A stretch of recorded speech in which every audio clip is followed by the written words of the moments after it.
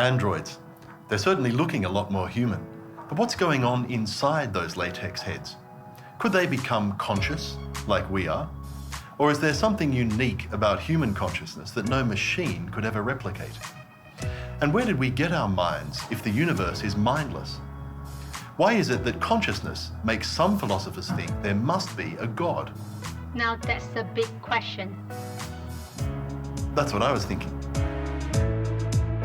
We'll ask leading robot designers whether machines could become conscious.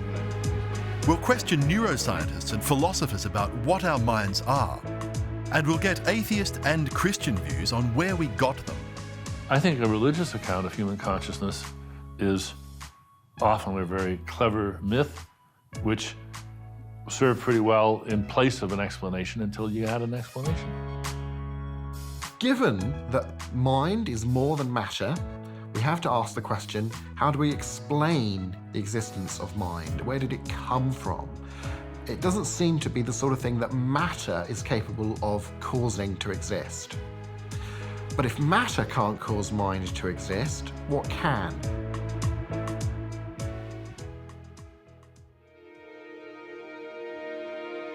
Some say we're accidents in a universe born by chance. Some say we're children of God. I'm Grenville Kent, a Christian academic, and the new atheists have got me questioning my faith. So I'm going wherever the questions take me with my ever-curious son, Marcus, and talking to leading thinkers on both sides of the God question. Because I really want the evidence. Is there a God? And will I ever find a hat that fits? Bullshit.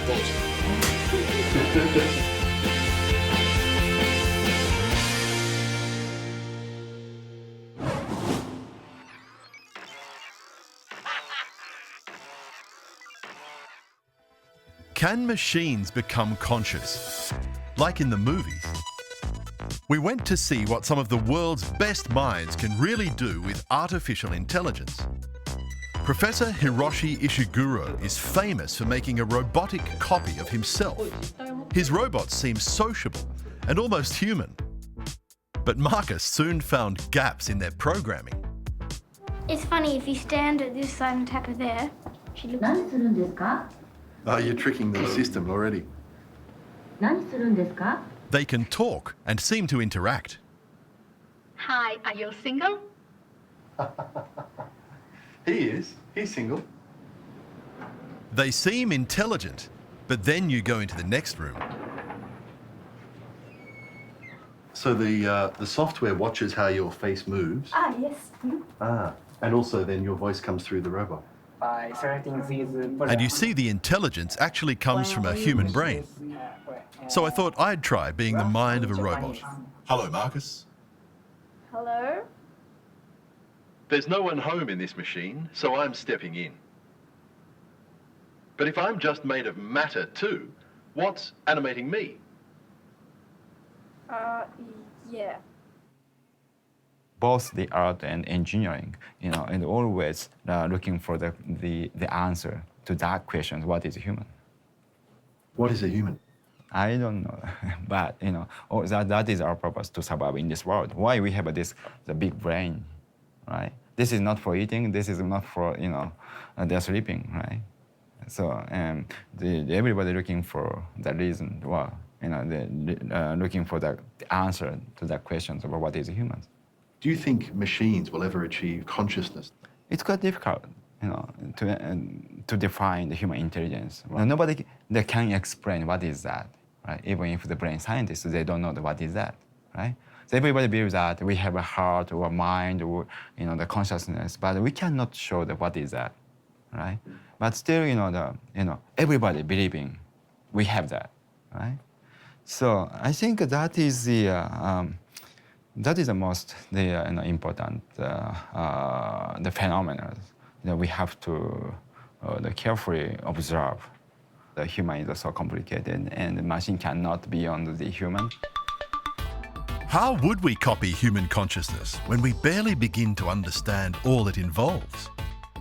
Your mind does so much at once, controlling your breathing, looking at people, seeking lunch, missing family, wondering about consciousness. We went to meet one of the world's top AI professors, Hiroshi Kobayashi. His lab looks like a teenager's bedroom, or where Frankenstein was made. Get me out of here. So how do you think humans and robots will coexist in the future? We cannot expect a very sophisticated intelligence, artificial intelligence. We use the robot and computer just as a tool. We have to program everything. Otherwise, nothing happened. Do you think robots will ever have free choice? Free choice? No, Hopes, dreams, aims? no, never. Love? Hopefully, yes, but no, never. Consciousness? Consciousness? No, never. Emotion? No, feeling emotion, no. So what you're saying then is a compliment to the human being. Do you feel human beings are special? It's impossible to duplicate human beings. It's my opinion. And what I can do for the human being is just develop something useful to realize better quality of life as an engineer. What's going on in the human data processing system that a machine can't replicate? How it works is very difficult to analyze, and even now we don't know at all. So it's impossible to duplicate, I think. There's a leading AI professor telling us we'll never crack what they call the hard problem of consciousness. AI can do machine control really well, and that will get better and better. Japan's most famous robot is a good example. Welcome to Honda Local Plaza on your mark. Don't be fooled by the cute cartoon-like exterior or the childlike voice. This is one sophisticated android. His ankles and knees flex in complicated ways so that he can walk on uneven ground. He's good, but my little brothers can move and kick way better. Walking requires delicate sensing of angle and weight and constant decisions of how much power to apply and in what direction. Azumo's whole body adjusts to balance his arm movements so he doesn't fall over. It's very complex control. Control is the first challenge for AI. The second is machine perception. Azumo's camera eyes can identify a person and avoid them.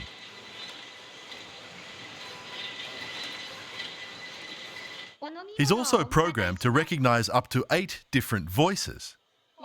Yet machine perception is very difficult, and there's a long way to go. But the third challenge is the hard one, consciousness. And Azumo is not even close.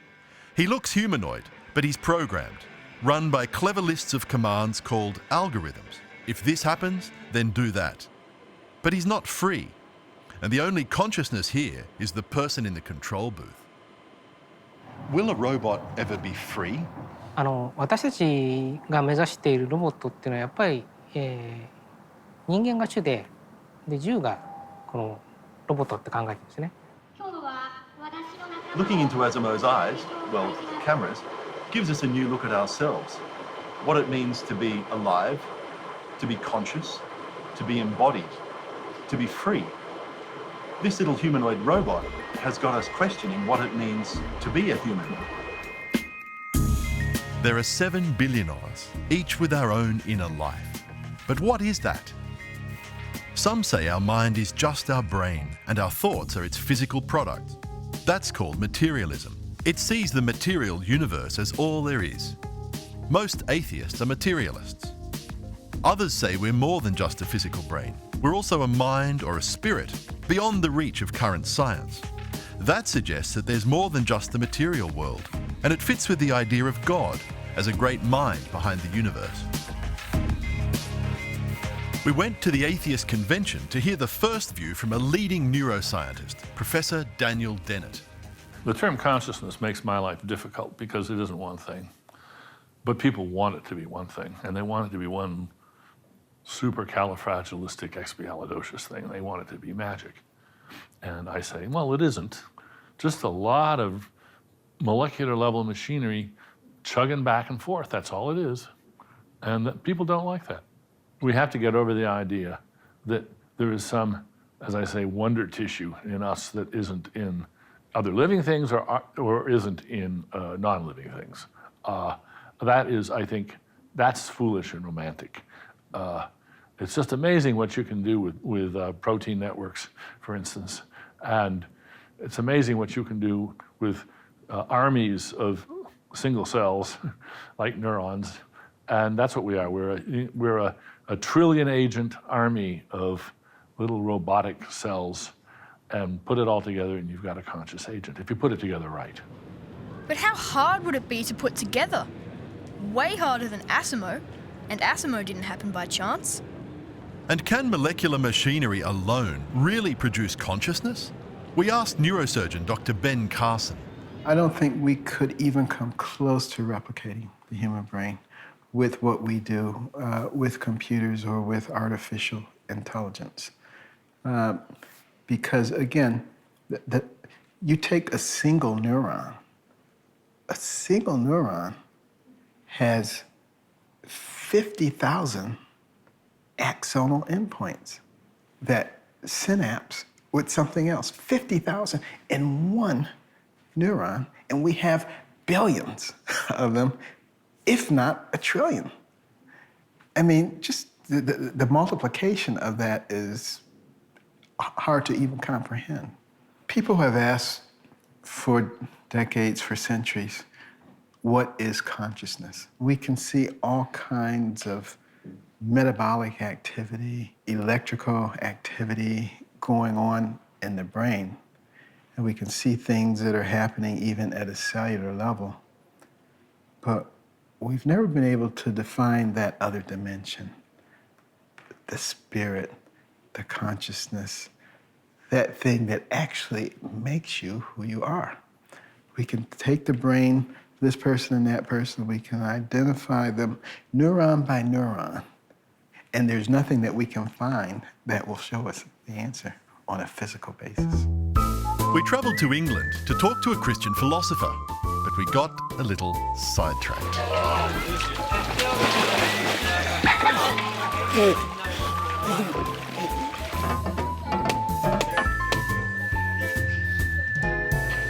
So a materialist like Daniel Dennett argues that there's no problem in explaining mind and thought in terms of just matter. And he'll say, well, think of a computer or a calculator. You punch in certain symbolic representations to it, 2 + 2 =, and then using the laws of physics, that calculator gives you the true answer for. Well, I think there are a couple of problems with this defense of materialism. Number one would be that he's just assuming that the people who construct the calculator are nothing but matter. And that's the very point at issue. Maybe it takes people with minds that are more than matter to be able to construct material things that can incarnate that way of thinking that comes from mind. The fact that a machine can be constructed to imitate human thinking, so it manipulates symbols using certain laws of physics to give you the correct answer to a sum, say, doesn't mean that that machine is exemplifying actual understanding of what's going on. It's a bit like the way in which a book contains information, but the book doesn't know anything. It takes a mind to understand the meaning of the information that's in the book, and it's the same with a computer. So that's a problem with saying that you can reduce what mind is simply to nothing but matter. So why would we think there's more to the mind than just the brain? I came to this school when I was 5 years old. Right here is where I copped a ball in the face, off the boot of the beefiest kid in the school. I used to skateboard here with my mates Neil and Emu. That's Neil, and that's Emu. And this is me. It's still me. Every cell in my body and brain has been replaced many times since then. So physically, I'm totally different. And yet, I'm still that same person. So maybe there's more to us than just our physical selves. And it wouldn't be surprising if the physical sciences couldn't quite analyze that. You could say the hardware has all been replaced, but I've still got the software. So what is that software?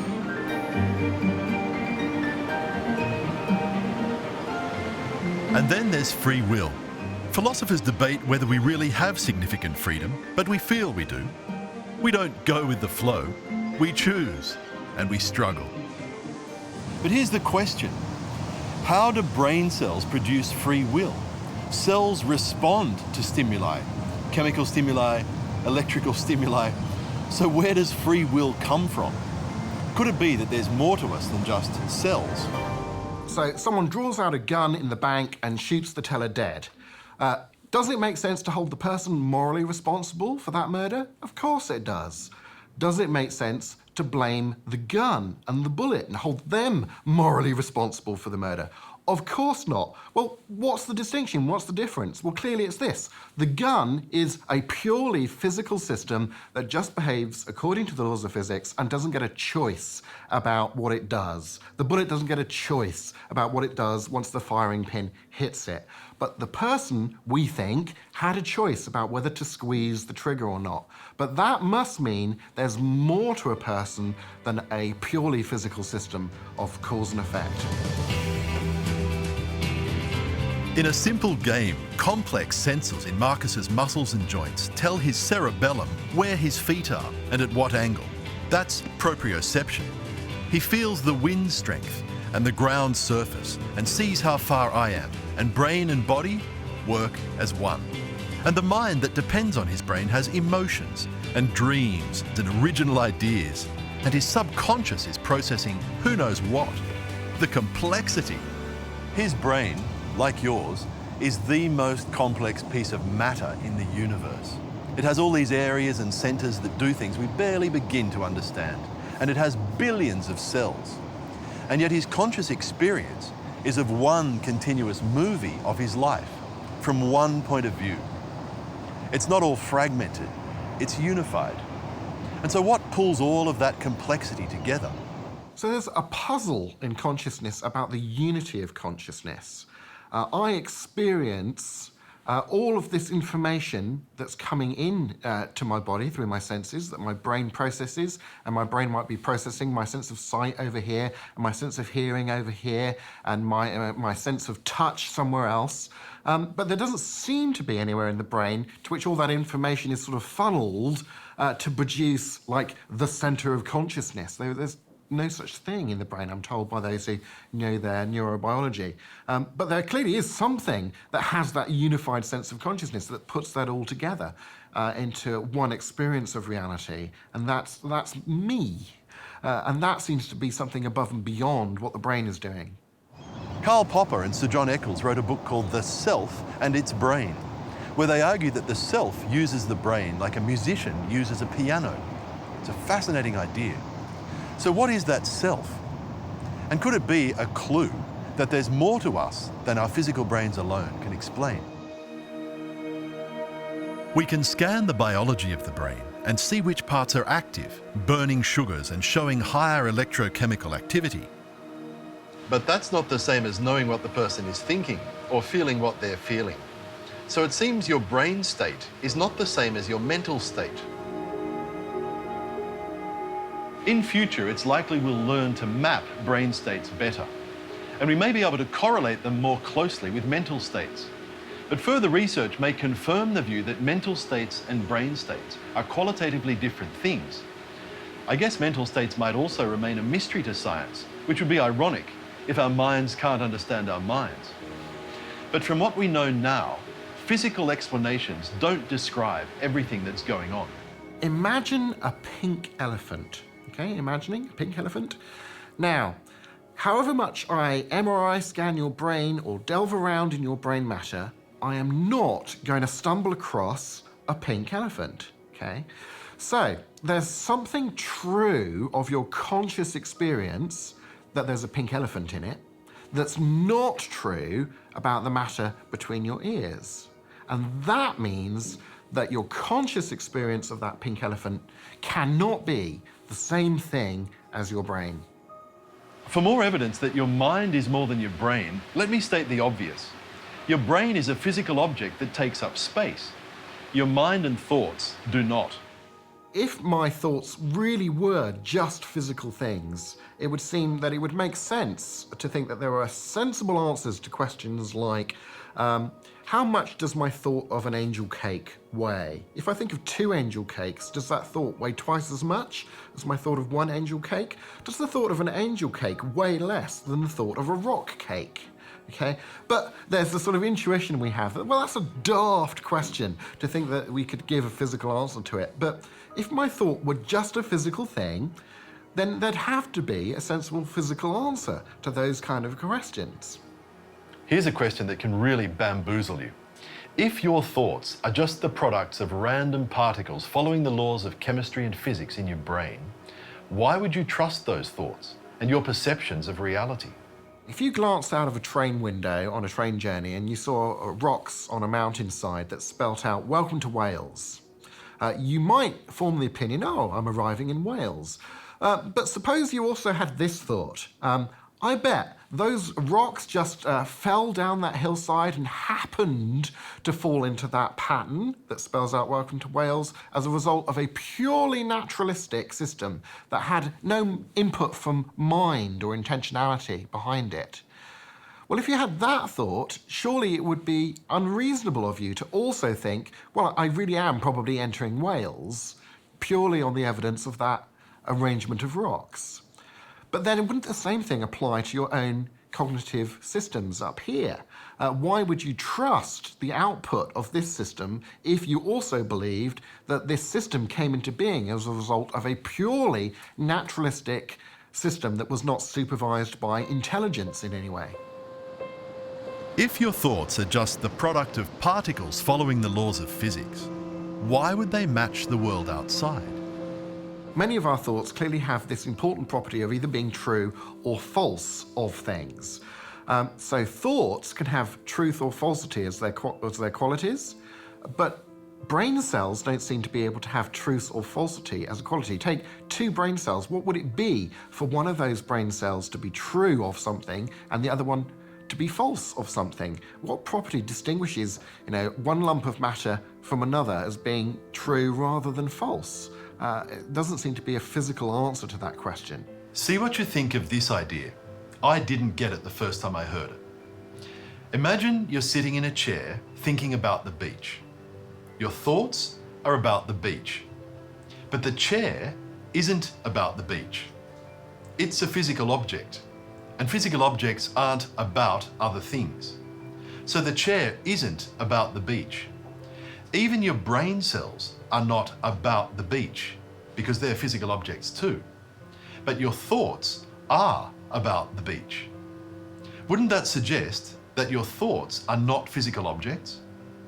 Thoughts have this quality of being about things, and that doesn't seem to be a physical quality or relationship. If my thoughts have this quality of aboutness that's not a physical property, then there must be something non-physical that has this aboutness quality. There are 2 stories about how we got our minds. Designer is natural selection.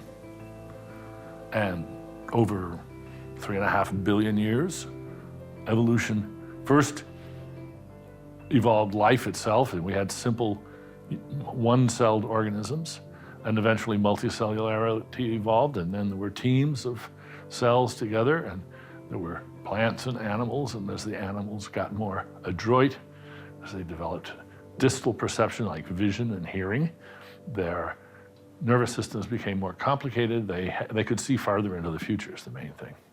That's what brains are for, anticipation. If you start off with just matter in existence, then however you rearrange that matter over time according to the laws of physics, you're not going to get mind popping into existence. But it seems clear that we do have minds that are distinct from just the material world. So how do you explain the existence of such a thing? You can't explain it in terms of just the material world, so you've got to bring in something beyond the material world, something immaterial.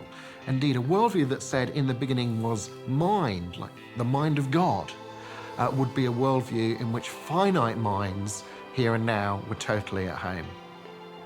The great atheist Bertrand Russell said, "Man, his hopes and fears, his loves and his beliefs are but the outcomes of accidental co-locations of atoms. No intensity of thought or feeling can preserve an individual life beyond the grave. All the labours of the ages, or the inspiration of human genius are destined for oblivion in the vast death of the solar system. How does that make you feel? And it can't be right, because it would make Professor Russell's own thoughts just the accidental co-locations of atoms, and we shouldn't trust them. But if there's a great mind behind the universe, that could explain why we can understand logic and think critically and do science. Should I tell Marcus that his best thoughts are just the accidental co-locations of atoms, and teach him some dark, bleak nihilism in which nothing really matters? Or should I encourage his curiosity about a great mind that gave him the mysterious property of mind and of free original thought, and wired him up to experience the world and to be happy? What do you think?